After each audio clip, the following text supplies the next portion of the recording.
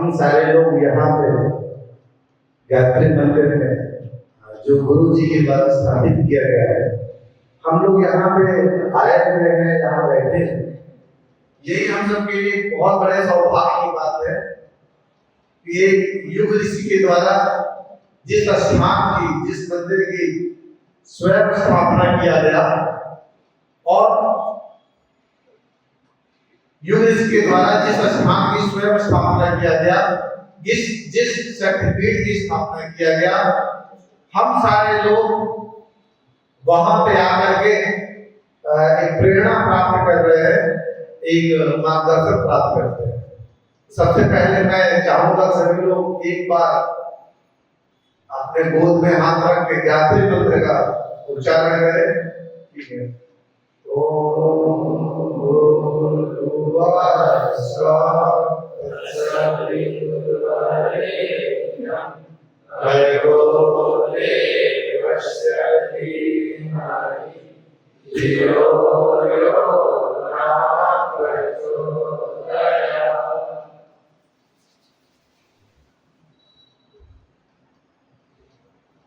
अभी मनीष जी कह रहे थे कि कुछ लोग लगता है गायत्री मंत्र काम करता है, नहीं काम करता है।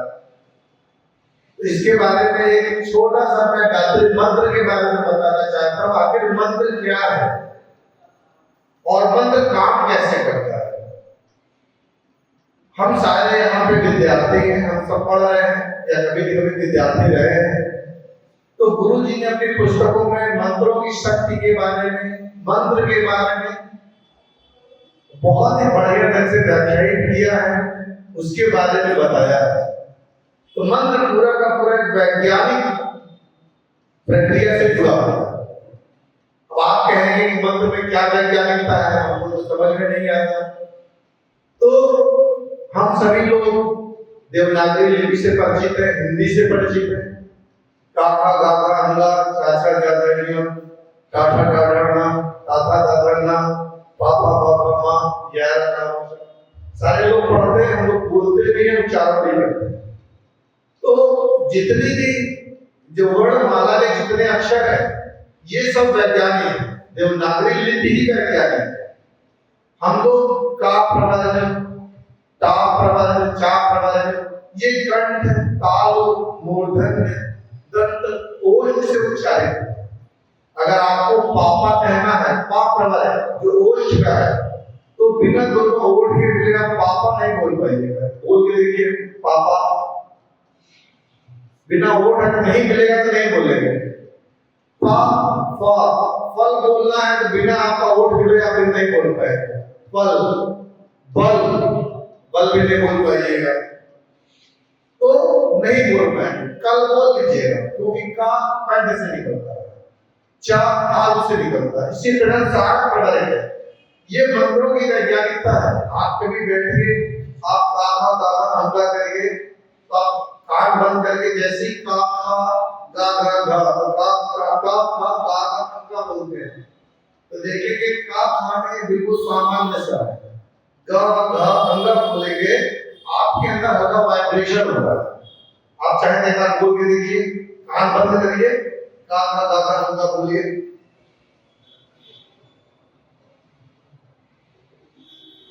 होता है।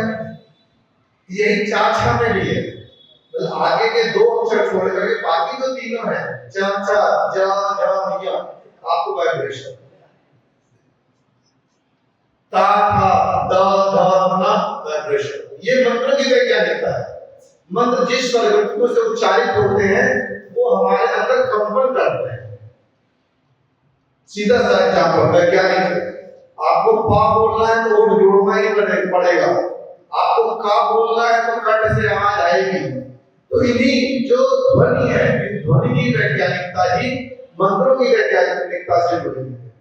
गायत्री मंत्र एक कह सकते हैं, आप देखिए एक क्रम से अक्षरों को लिखा गया, जैसे गौरव पंडित, गौरव गारव पंडित। इसी तरह गायत्री मंत्र में अक्षर बोले गए हैं, लेकिन वो अक्षर ऐसे क्रम से बुने गए हैं कि जो आपके अंदर एक वाइब्रेशन करता है। जैसे आप का बोले तो का कंठ का वाइब्रेशन हुआ, पा बोले तो ओल्ड में वाइब्रेशन हुआ, चा बोलते हैं तो आपके पाव में वाइब्रेशन होता है। तो जब भी स्वर ग्रंथियां वाइब्रेट होती है, उससे जुड़ी हुई जितनी ग्रंथियां हैं वो सबको हिलाती है। अगर यहाँ पे हम कर रहे हैं तो यहाँ का प्रेशर होगा ही होगा। तो स्वर ग्रंथियां जिन भी ग्रंथियों से जुड़ी हुई है, जब हम लोग उसका उच्चारण करते हैं तो उन सभी ग्रंथियों में वाइब्रेशन। और मंत्र क्या है? मंत्र उसी क्रम को बताता है कि वाइब्रेशन कहाँ होगा। जैसे हम लोग डॉक्टर के पास किसी को तबीयत खराब है, घुटने का दर्द है या दवा का है, तो बताते हैं कि सुबह ये दवाई लीजिएगा 7 बजे, ये दवा लीजिए 8 बजे, ये लीजिए 10 बजे, ये लीजिए 12 बजे, वो क्रम बताते हैं। फिजियोथेरेपी एक्सरसाइज के बारे में बताते हैं कि 4 एक्सरसाइज करना है, पहले ये करिए, फिर दूसरा करिए, फिर तीसरा करिए, फिर चौथा करिए। यही मंत्र है। मंत्रों में क्रम से बना दिया गया है, सभी अक्षर को एक क्रम से लिखा गया है कि जब उनको उच्चारित किया जाए तो हमारे शरीर में स्वर ग्रंथियों से जुड़े हुए जितने शब्द केंद्र हैं, जितनी हमारी चेतना के केंद्र, उनमें वाइब्रेशन, जिससे आपके शरीर में अपने आप परिवर्तन आ जाए। मैंने अपने व्यक्तिगत जीवन में देखा है, मेरे पिताजी भी जाते उपासक रहे हैं और बहुत उन्होंने उपासना किया है, लेकिन उनके व्यक्तित्व में, उनके जीवन पे गलत प्रभाव। उन्होंने अपने जीवन में बड़ी ऊंचाइयां की। एक सामान्य व्यक्ति होते हुए राजनीति के बहुत उच्च पद पे पहुंचे, वो राजनीति में सामाजिक कार्यों में रहे, उनका चेहरा अलग से विराटता लिए हुए। आप देखिए यहाँ पे संस्था के मेन संचालक महोदय जी, आप उनका भी चेहरा देखिए, अलग से दलकता रहता है। ये मंत्र का ही प्रभाव है। जब हम मंत्र बोलते हैं, उससे जुड़े हुए जितने शक्ति केंद्र हैं वो जागृत होंगे ही। ये वैज्ञानिक तरीका है, उनको जागृत होना ही है। क्यों? अगर रस्सी आ जाएगी तो सिर पे निशान पड़ेगा ही पड़ेगा। हम लोगों ने पढ़ा है, रस्सी आवत जात से सिर पर पड़ा था। क्रम से ही है। आप देखिए रस्सी धीरे धीरे महीने, 2 महीने, 6 महीने, साल भर में जो निशान पड़ता है, घड़े के रखने में जो निशान पड़ता है, शायद पत्थर में कोई निशान नहीं कर सकता। यही मंत्र का रिजल्ट है, मंत्र का प्रभाव है, जो आपको सामान्य सा दिखने वाला जब भी लगता है इसके अंदर तो विभिन्न विभूतियां आ गई या विभिन्न प्रकार की सिद्धियां। इसलिए मंत्र का प्रभाव है। और आप लोग मंत्र को एक निश्चित समय मान करके थोड़ा सा जाप करें तो आपके अंदर सुधार आना ही आना। वो आपको शांत रखेगा, आपके विचारों को पवित्र रखेगा, आपको आपके कार्यों को करने की प्रेरणा देगा और आपको एक मार्गदर्शन भी देता है। और सबसे बड़ी चीज है कि आपके विचार को अच्छा रखता है। विचार में हम लोगों ने गुरु जी की पुस्तिका है कि मैं क्या हूं, अगर आप लोगों ने पढ़ा हो, उसमें वो गुरु जी के द्वारा बताया जाता है कि मैं क्या हूं। पुस्तिका में मैं तो कुछ हूं ही नहीं, मेरे अंदर जो दीपक जल रहा है, जो आत्मा स्वरूप है, वही सब कुछ है। उसके माध्यम से उस पुस्तिका को आप लोग पढ़िए, कभी छोटी सी है, वो आपको अपने आप बता देगी कि आपके अंदर की जितने भी इच्छाएं हैं, जितनी भी चीजें हैं, सब जैसे आपकी पीठ पे अगर कोई बैग रखा हो और बैग में 4 प्रकार की गेंदें हो, लाल, पीली, हरी, पीली, वो आपकी इच्छाएं, आपका मन करेगा कि भाई ये इच्छा करना है, तो आपका स्वामी तो आत्मा है, हम लोग का तो शरीर है। तो आप उसके अनुरूप जब चलेंगे तो आप देखेंगे कि आप अपने रास्ते में या अपने कार्यों पे और अच्छी तरीके से आगे बढ़ेंगे विदाउट किसी दिक्कत। तो ये चीजें हैं। और साथ ही साथ ये कहना चाहेंगे कि क्योंकि यहाँ पे लगभग सब विद्यार्थी हैं, तो एक बहुत गुरुजी भी अपने पुस्तिका में हमेशा लिखते हैं, अपनी किताबों में वो कहते थे कि अगर मुझे कहीं ढूंढना है किताबों को ढूंढो। आप लोग कंप्यूटर कुछ किताबें पढ़े, उसमें विचारों की शक्ति के बारे में कहते हैं कि विचार वस्तु है। और आप खुद देखिए, आप सारे लोग बैठे हैं, कितने लोग घर से दूर रह के पढ़ाई कर रहे हैं। कभी आपको अपने घर में पिताजी की याद आएगी, माँ की, भाई की, बहन की, तो आपको लगता है अगले दिन उसका फोन आ जाता है, होता है किसी साथ। क्या ये विचार है? जो आप विचार करते हैं वो चीजें सामने आ जाती है। तो ये एक किताब है, द सीक्रेट करके किताब है, वो बताती है, उसमें भी यही शब्दों को लिखा है, गुरु जी के शब्दों को ही कहा, आप जो विचार चाहते हैं, जो वस्तु चाहते हैं उसका विचार करिए और पूरी ईमानदारी से विश्वास करिए कि आपको वो मिलेगा ही मिलेगा और मिल जाए। अगर आप तैयारी कर रहे हैं, कंपटीशन दे रहे हैं, जो भी एग्जाम दे रहे हैं, आप अपने आप पूर्ण विश्वास रखिए, हाँ मैं ये तैयारी कर रहा हूँ, मुझे सफलता मिलेगी। जब सफलता मिलेगी तब आप सोचेंगे सफलता मिलेगी हमको पढ़ना पड़ेगा। क्या पढ़ना है? जब आप पढ़ेंगे आप देखेंगे अपने आप आपको प्रकृति खींचती जाती है। जब आप किसी चीज को चाहते हैं तो पूरी प्रकृति उससे आपको खिलाती है। अपने आप आपको जब आप तैयारी करेंगे, बढ़िया से मेहनत करेंगे तो उससे जुड़े हुए लोग मिल जाएंगे जो तैयारी में आपकी मदद कर रहे हैं। ऐसे लोग मिल जाएंगे जो आपको सब्जेक्ट में पढ़ा देंगे, ऐसे गुरु मिल जाएंगे जो आपको क्षेत्र में आगे बढ़ा देंगे। आपको ऐसा क्वेश्चन पेपर मिलने लगेगा, ऐसे आप मॉक टेस्ट देने लगेंगे कि आप अपने आप धीरे धीरे धीरे सफलता की तरफ आगे चले जाएंगे। इसलिए हम लोग जो तैयारी के दौर में, पढ़ाई के दौर में अपने अंदर विश्वास रखिए कि हम सफल होंगे, इसमें कोई कंफ्यूजन नहीं, सफल होना ही है। क्यों? क्योंकि आपने मन में अगर विश्वास कर लिया, विचारों को अपने सफलता के प्रति जोड़ दिया तो आपको मिलना ही मिलना, क्योंकि एक विचार दूसरे विचारों को आकर्षित करता है। एक सिंपल सा गूगल ने उसी ट्रेंड पे काम किया। आप देखिए, अगर अभी आप लोग यूट्यूब पे मोदी जी के बारे में देखिए मोदी जी के ही सारे वीडियो आने लगते हैं। राहुल गांधी जी को देखिए, राहुल गांधी के ही वीडियो आने लगते हैं।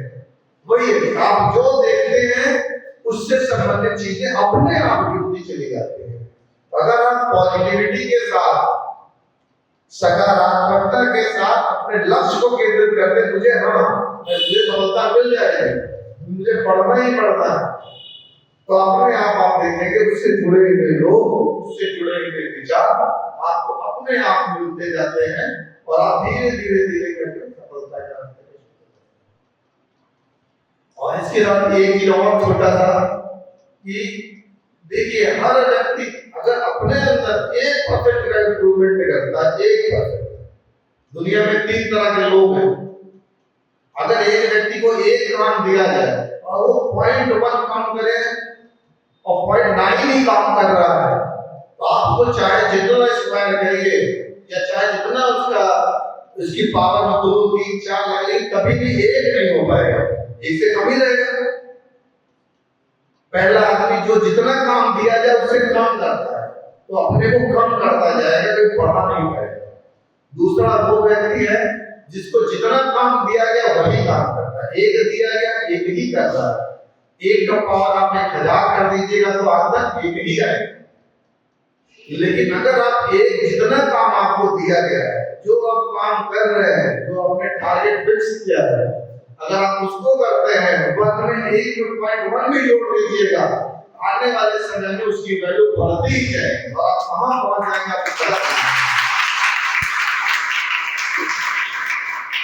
इसीलिए आप 1% का इंप्रूवमेंट करते हैं, 1% छोटी सी चीज है, तो आप साल में 37% इंप्रूवमेंट कर लेते हैं। आपने देखा होगा कि स्टेशन पे प्लेटफॉर्म गिरे चुने होते हैं, बेगूसराय है, बरौनी। बेगूसराय में आपने आप गाड़ी पे बैठे, गाड़ी सीधे जा रही है बरौनी की तरफ, आप देखेंगे न्यू बरौनी से मात्र 1 डिग्री का अंतर होता है और गाड़ी घूम करके गहरा के तरफ से क्यूर होते हुए हावड़ा चली जाए, दूसरी गाड़ी सीधे समस्तीपुर होते हुए दिल्ली चली जाएगी। सोचिए कितना अंतर है, केवल 1 डिग्री, मतलब 1% का अंतर है। अपने विचारों को अच्छा रखेंगे तो आप सही ट्रैक में चलेंगे। ज्यादातर 1 डिग्री आप खो गए, आप सोचिए कि हावड़ा और दिल्ली के बीच में कितना, शायद पास करना मुश्किल है। इसलिए अपने अंदर थोड़ा सा 1% इंप्रूवमेंट रखना है, ज्यादा नहीं, धीरे धीरे करेंगे होगा। जितना काम दिया जाए कहिए उससे उतना तो कम तो करना ही नहीं, बहुत है उतना करें उससे ज्यादा करें। आप लोग देखिए बर्फ है, बर्फ जम गई, जैसे कुछ नहीं होगा, टेम्परेचर में बर्फ जमी हुई, अचानक टेम्परेचर धीरे धीरे धीरे जैसे 1 डिग्री का अंतर आएगा, 1 डिग्री हुआ बर्फ पिघल गया, ठोस ड्रॉप होता है। 1 डिग्री एक चीज जीवन का बड़ा दशरथ माझी जी ने जो पत्थर से पहाड़ को तोड़ के रास्ता बनाया, अगर उन्हें पहली बार पत्थर पे चोट की, पत्थर नहीं टूटा, वो ये मान लेते कि तो टूटेगा ही नहीं, तो क्या टूटता नहीं। उन्होंने क्रमिक रूप से प्रयास करते गए और धीरे धीरे आप देखिए आगे चल के आज वो युग पुरुष के रूप में, या कह सकते हैं कि लोगों के मन में, लोगों की प्रेरणा के रूप में स्थापित हो गए हैं, जो सतत प्रयास करते गए और वही थोड़ा थोड़ा थोड़ा जो चेंज करते गए, धीरे धीरे पत्थर का उन्होंने पहाड़ ही तोड़ करके रास्ता बनाया।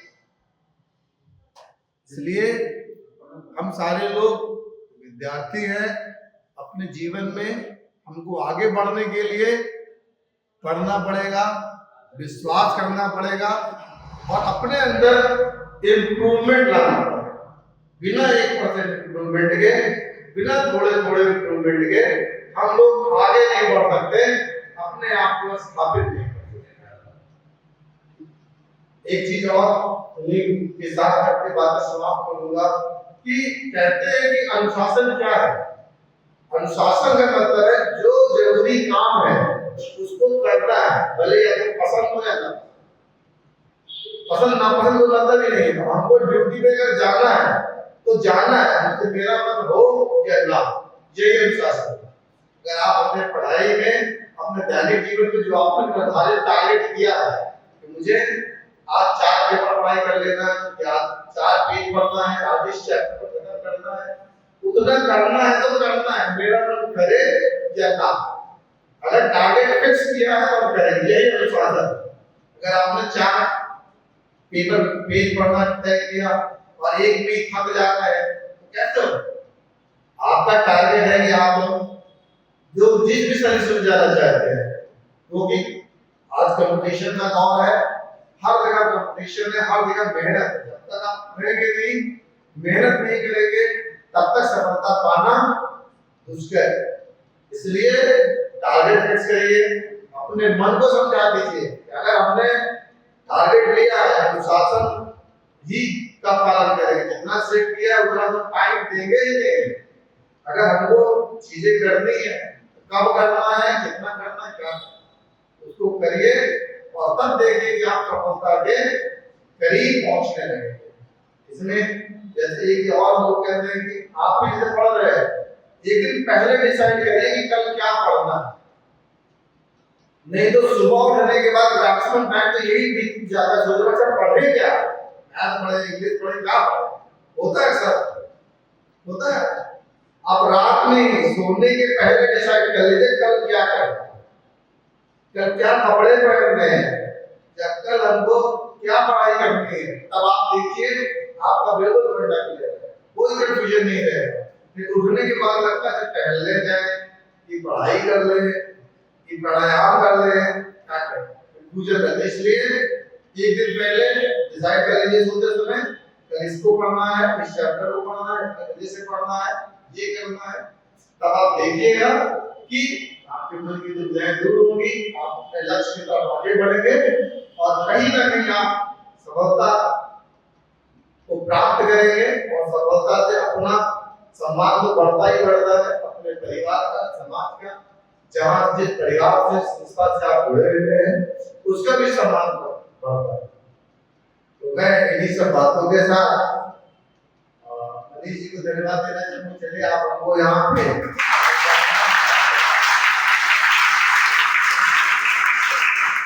सारे युवाओं से आपने एक संवाद स्थापित करने का मौका दिया और चाहेंगे भी कि आप लोग और आप लोगों को शुभकामनाएं हैं कि आप लोग अपने जीवन में उत्तर प्रगति करें और जो भी आप इच्छाएं करते हैं उसको पूरा विश्वास करें और भगवान आपको उस रास्ते पे पहुंचाने में मदद करें और आप लोग अपनी मनचाही सफलता प्राप्त करें।